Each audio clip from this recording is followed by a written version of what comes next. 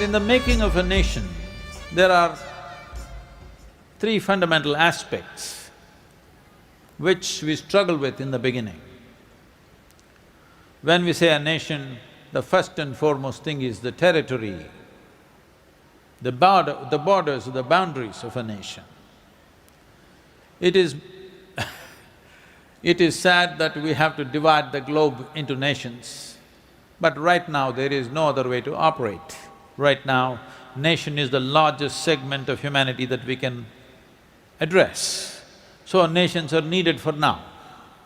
So when we say a nation, it is a question of territory.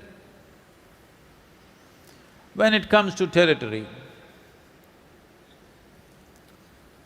the very first step of starting India as a nation came with breaking up of the territory, not in a geographically sensitive way, simply breaking up of the territory in a most insensitive way, which killed over 600,000 people because the partition took that many lives and millions of lives were uprooted. There is still a generation of people who experienced that. Their memories are terrible. We tore up the nation into three pieces without any sensitivity to the people who existed there. Above all, the success of a nation depends today or for any time. The success of a nation does not depend on its military exploits or political processes, but on the success of its businesses. India as a nation has known this better than anybody because just about 250 years ago, this was the largest economy on the planet. Over 30% of the world's exports were from India. But when we made the nation, unfortunately, we cut off all our trade routes and made a nation. Our trade routes which went into Central Asia, into Europe, into Arabia were cut off. Our trade routes which went into Southeast Asia were cut off. Only that was left is the maritime routes. Otherwise, all trade routes were cut off because people, for whatever reason, I don't want to go into that, but we cut off our trade routes and made a nation, and we struggled for over 3 decades, not knowing how to do business. What we had done for over 10,000 years, suddenly we did not know how to conduct business because all trade routes were cut off. Even if you gave away the land, at least you should have kept a highway or a railway which went into Arabia, Central Asia and Europe. Today or many years ago, we would have highways and railways going into the European capitals from India, it would have been a completely different nation. So we cut off our trade routes because it's like this. You okay for a story or will you fall asleep? No, because for most people, once I say once upon a time, they think it's bedtime. Not so long ago, hello, a pirate entered an Irish pub. When I say pirate, these days you think of the Somali pirates, not like this, a classic pirate. So he entered the Irish pub. He had lost his right leg, so he was on a wooden stump. His right hand was gone, so he had a hook and he had an eye patch, classic pirate. He walked in and sat down and ordered drink. The bartender looked at him and said, "Hey, Jack, what is the problem? Last time I saw you, you were fine. How did you lose your leg?" He said, "Oh, what to do, we were in the high seas and Her Majesty's cannonball came and took off my leg. But no problem, the carpenter on the ship fixed me up pretty good. The stump works as good as a leg, I can even dance." Then he served him a drink, and when he saw he had a hook for a right hand. He said, "What happened to your hand?" He said, "Oh, I was in a sword fight. You know, some fools don't know that you have to hit the sword with a sword, they hit my hand.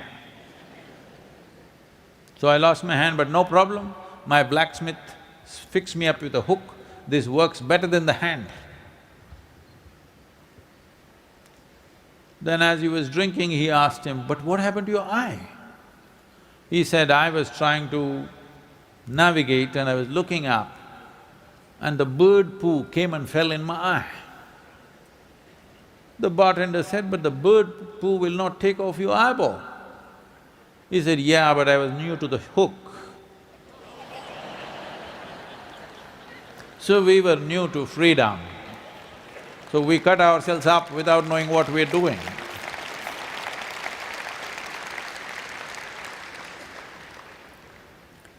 The next aspect of making of a nation is the systems and processes that we follow. Our administrative systems, our education systems, our political system, the executive aspect of it, our military and our judiciary, these are all different systems. When someone occupies a nation, they will form certain systems.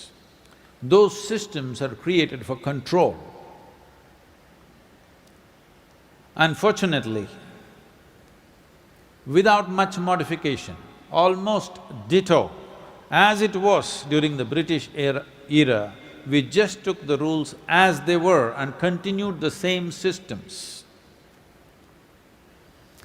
Because of this, it was like we were driving with our brakes on. Doesn't matter what we do, it goes only at that speed. It doesn't pick up speed because all the systems were designed to control, never designed to liberate the people. All the systems were shackles, so many shackles within a shackle that no matter what you do, you're thinking you're doing the right thing, but it's not moving ahead because we did not reinvent the systems for a free nation.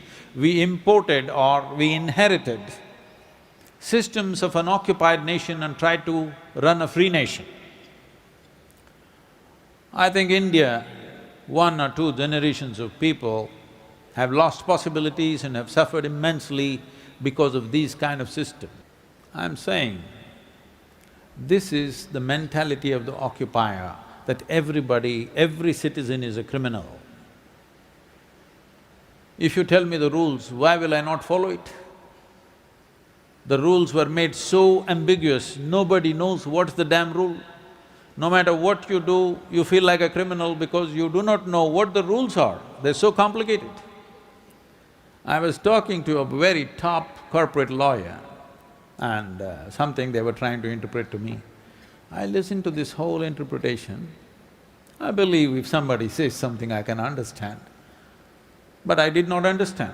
So I asked him, "See, you are the top corporate lawyer in the country. Do you really understand what is it that you're telling me?" He said, "No, Sadhguru, I don't understand." I said, "Okay." So even you don't understand, then what is it? He said, "That's how it is." So these systems, now we are trying to clean up. A few major moves have been made, unshackling India's business so that it can go up. It is at the same time going through this endurance test on a daily basis. Indians have become super resilient wherever they go. Running an obstacle course on a daily basis. If you take them to a place where there are no obstacles, they are a super hit. Anywhere in the world, they are going and succeeding in a big way.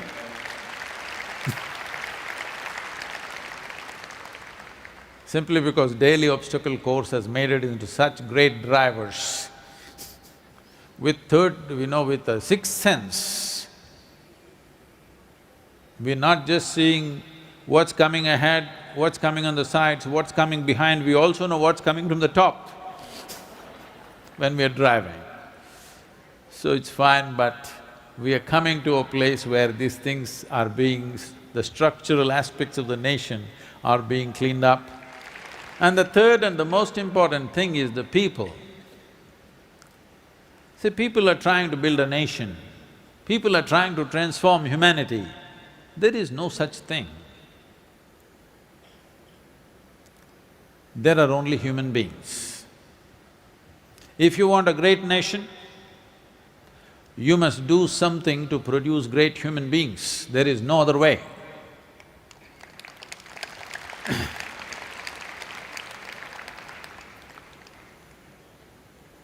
If you want to produce great human beings, we have to facilitate and structure methods and systems where human beings are not curtailed.